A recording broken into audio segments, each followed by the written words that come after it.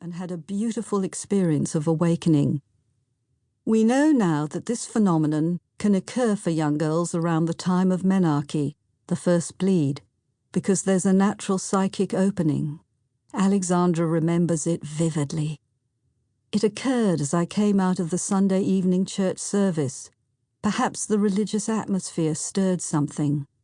Suddenly, everything felt alive and full of love. I was ecstatic as I walked to the dining hall for supper. School food was bad at the best of times, and Sunday supper could plumb new depths of bad. Yet that evening, I felt I was eating the food of the gods. It tasted so divine. Alexandra's awakening experience lasted about 36 hours. She told no one about it at the time, but has never forgotten it. About 3 months later, her period arrived. I distinctly remember experiencing the light and a huge feeling of pride, she says. No one had given me reason to feel pride. In fact, my teachings about puberty had been really perfunctory. Nonetheless, the stage was set for Alexandra to discover the power of the menstrual cycle. A connection had been established and it would grow. We would say that in this moment, her wild power woke up and began to organize her life. Throughout her 20s, Alexandra was a passionate advocate of women taking charge of their bodies through fertility awareness. An avid journal keeper, on one occasion she wrote the following entry: "The world is singing today. Last night I got my period."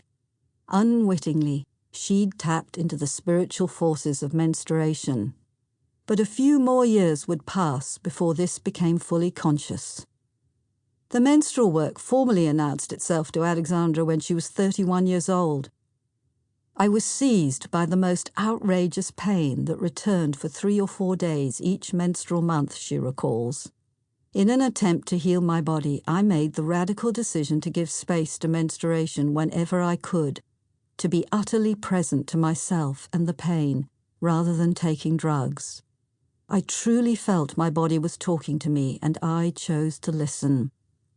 It was profoundly challenging, but in the wake of that pain came revelation, and most importantly, healing." Alexandra's perception of menstruation altered radically. In workshops and in her psychotherapy practice, she began to share with other women what she'd discovered about the psychological and spiritual forces of the female body. The more she taught, the more she discovered that women's stories held the gold. When she stopped to listen and followed the natural impulse of the cycle, it was as though a whole new world, a new cosmology revealed itself. The feminine cosmology. Alexandra was charged by this knowledge and couldn't help but be true to her calling. This was back in the 1980s and 90s, an era when attitudes towards menstruation were still in the dark ages.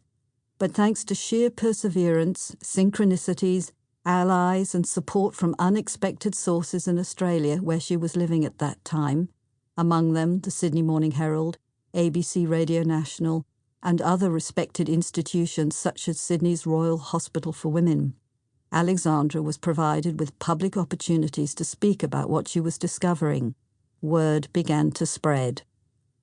By the time Alexandra reached menopause, she had 3 books under her belt, including The Wild Genie, The Healing Power of Menstruation, and the co-authored The Pill Are You Sure It's For You? She was ready to give up the day job, her successful psychotherapy practice, and leap fully into her calling of teaching the menstrual work.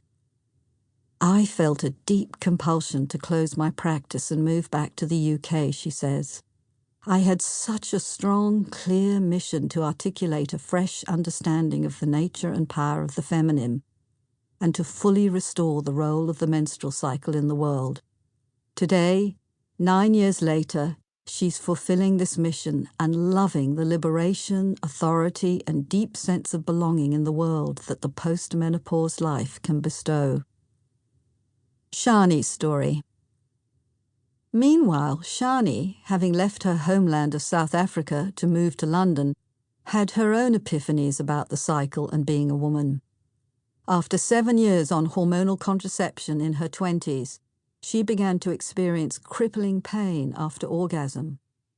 "I had an intuition that..."